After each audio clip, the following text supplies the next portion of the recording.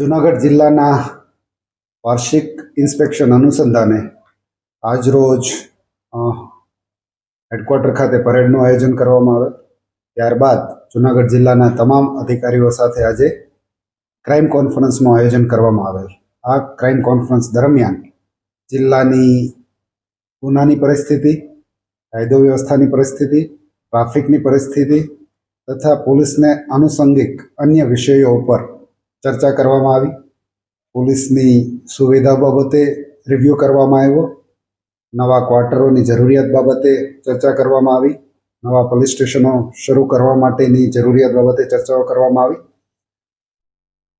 ખૂબ સારી ચર્ચાઓ થઈ અને જે આંકડાઓ મારી સમક્ષ રજૂ કરવામાં આવ્યા તો એ જોતા જે પોલીસની 3 મુખ્ય કામગીરી છે, ગુના અટકાવવા અને ગુના શોધવા, કાયદો અને વ્યવસ્થા જાળવી રાખવી તથા ટ્રાફિક મેનેજમેન્ટ, આ ત્રણેય વિષયો ઉપર ખૂબ જ ઉત્તમ કામગીરી થઈ છે.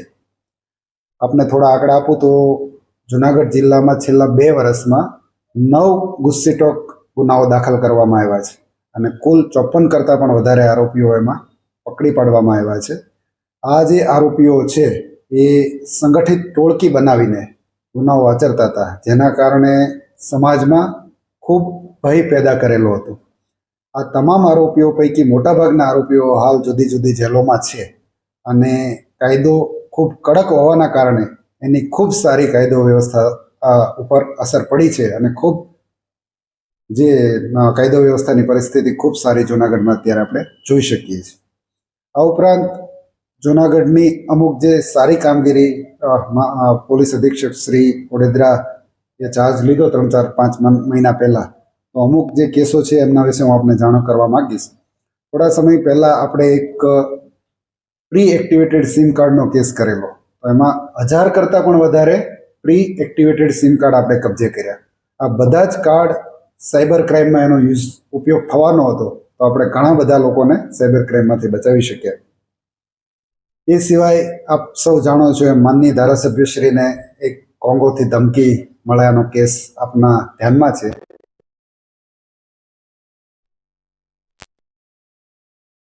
પદ્ધતિનો ઉપયોગ કરી અને એલઓસી કઢાવી અને કોંગોનો જે આરોપી હતો એની પણ ધરપકડ કરી લેવામાં આવેલી છે.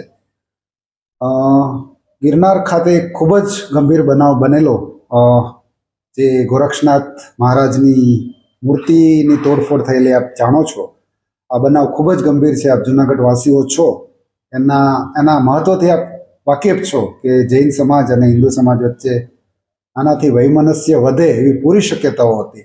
તો આ ગુનાને ડિટેક્ટ કરવા માટે એલસીબી, એસઓજી અને જૂનાગઢ પોલીસના તમામ કર્મચારીઓ રાત દિવસ મહેનત કરી અને એ ગુનો ડિટેક્ટ કરી લીધો છે અને એની ખૂબ સારી હિન્દુ સમાજના સૌહાર્દ ઉપર અસર પડેલી. સાથે સાથે એનું ખૂબ સારું પરિણામ એ પણ આવ્યું કે સાધુ સંતોષ તરફથી જ ગિરનાર ઉપર સીસીટીવી નેટવર્ક સ્થાપિત કરવા માટેનું એમણે દાન આપ્યું અને એમના દ્વારા જ આ નેટવર્ક સ્થાપવાની શરૂઆત થઈ ગઈ છે અને 50% કરતાં વધારે કામ પૂર્ણ થઈ ગયું છે. આ જે સિસ્ટમ છે એટલી સારી સિસ્ટમ છે કે આખું ઓપ્ટિકલ ફાઇબર બેઝડ આખો ફાઇબર છે કે આપણે દત્તાત્રેય ભગવાનની ટૂંક સુધી લઈ જઈએ છીએ. એટલે આજે જેટલા કેમેરા મૂકીએ છીએ, ફ્યુચરમાં જેટલા પણ વધારે કેમેરા મૂકો એટલા મૂકી શકીશું. સાથે સાથે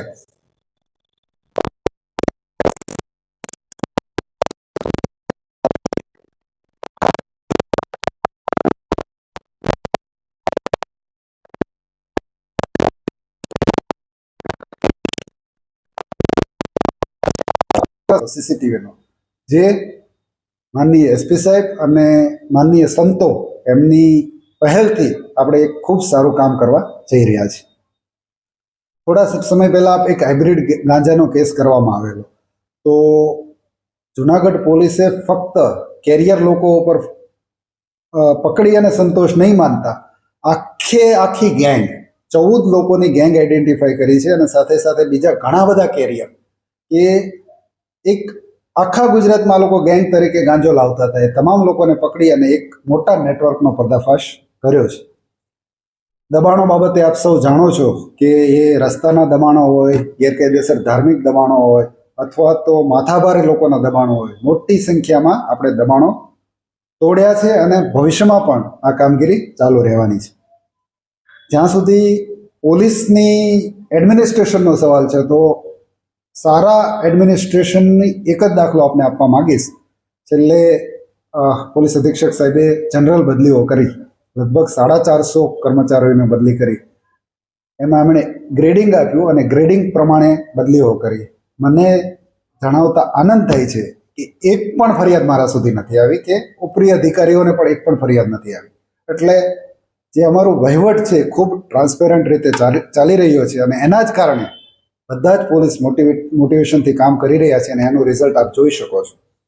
બીજું એક જુનાગઢ પોલીસનું બહુ સારું એક અભિગમ છે, હકારાત્મક અભિગમ, કે ગુનેગાર હોય એની વિરુદ્ધમાં કડક કાર્યવાહી કરવાની, પણ નિર્દોષ માણસોને બિલકુલ હેરાન નહીં કરવાનું.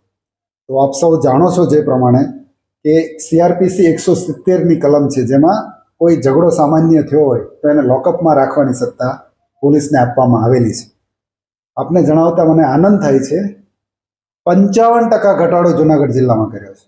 151 અને 170, 55%. એટલે જ્યારે ગયા વર્ષે અમે 4,500 લોકોને લોકઅપમાં રાખ્યા હતા, આ વખતે ફક્ત 2200 જણાને આપણે લોકઅપમાં રાખ્યા છે. એ તો ખૂબ સારી વાત છે, પણ મર્ડરમાં ઘટાડો, એટેમ્પ ટુ મર્ડરમાં ઘટાડો, ઈજાઓમાં ઘટાડો, શરીર સંબંધિત તમામ ગુનાઓમાં ઘટાડો. એટલે ફક્ત આંધળું કે અટકાયતી પગલાં લેવાથી ક્રાઇમ ઘટે એવું નથી. સારા માણસોને જો આપણે સારી રીતે ટ્રીટ કરીએ તો એનાથી એક હકારાત્મક અસર ઊભી થાય છે. એટલે જુનાગઢ પોલીસ ડબલ અભિનંદનને પાત્ર એટલા માટે છે કે બિનજરૂરી અટકાયતી પગલાં ઘટાડીને પણ આજે એ વાતનો આનંદ છે કે જુનાગઢ પોલીસ ખૂબ સારી રીતે કાર્યવાહી કરી રહી છે. એવું નથી, થોડી ઘણી અમારી કમીઓ પણ છે, પણ એની વિશે પણ ચર્ચાઓ થઈ છે. દાખલા તરીકે ટ્રાફિકની થોડી સમસ્યાઓ છે, અકસ્માત તો થોડા વધ્યા છે, તો એના માટે પણ અમે એકદમ પ્લાનિંગ કરી અને આવતીકાલથી જ એ પ્લાનને અમલમાં મૂકવા માટેની તૈયારીઓ કરી લીધેલી છે. ફરીથી એકવાર હું જુનાગઢ પોલીસના પોલીસ અધિક્ષક શ્રી, તમામ નાયબ પોલીસ અધિક્ષકશ્રીઓ અને તમામ પોલીસ કર્મચારીઓને ખૂબ ખૂબ અભિનંદન પાઠવું છું કે એમણે એટલી આ વર્ષમાં ખૂબ સારી કામગીરી કરી છે. સર, જે રીતે આવી છે કે આંતરરાષ્ટ્રીય આખું આ ષડયંત્ર આંતરરાષ્ટ્રીય છે અને વિદેશમાંથી જ આ ગાંજો લાવવામાં આવતો હતો.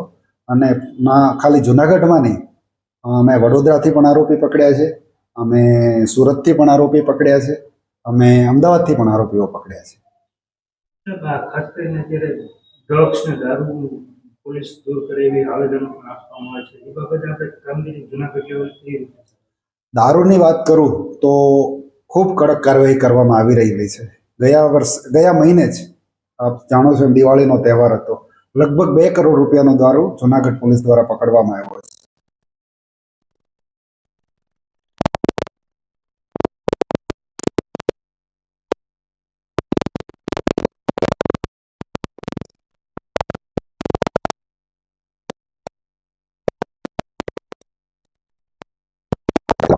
અમે ગીર સોમનાથમાં પણ એક મોટા બુટલેકર વિરુદ્ધ ઘૂસેટોકની કાર્યવાહી કરી છે અને પોરબંદરમાં પણ જે પોરબંદરના આરોપીઓ છે એ તો પોરબંદરના રહેવાસી પણ નથી, તેમ છતાં પોરબંદર પોલીસ દ્વારા આ બુટલેકરો વિરુદ્ધ ઘૂસેટોકની કાર્યવાહી કરવામાં આવી છે. અને મને આનંદ છે કે એ જેટલા પણ આરોપીઓ છે તમામ અત્યારે જેલમાં છે.